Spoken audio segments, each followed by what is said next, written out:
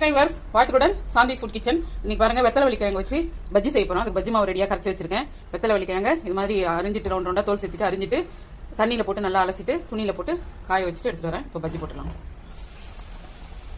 பஜ்ஜி மாவு கலக்காத வீடியோ நம்ம சேனல்ல இருக்கு. லேடிஸ்க்கு ரொம்ப நல்லது. நான் போடுற பஜ்ஜி உப்பி தான் வரும்.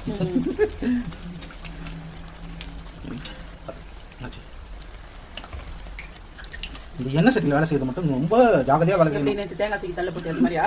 நானும் வேணும் தூக்கி போட்ட மாதிரி இன்னும் அதே பேசிட்டு இருக்கிறேன். அதான் வேணும் தூக்கி போடுவாங்களா? நான் போடுவேன்றியா? சூப்பரா புசு புசுன்னு பூரி நல்லா வச்சு பூரி பஜ்ஜி வந்து நல்லா பாருங்க. உள்ள இந்த கிழங்கு பாருங்க உருளைக்கிழங்கு மாதிரி தான் சூப்பரா இருக்குங்க. உருளைக்கிழங்கோட டேஸ்டா இருக்கும். ரொம்ப நல்லா இருக்கு. அருமையா இருக்குங்க. 65 பண்ணாலும் பசங்க சிக்கன் மட்டன்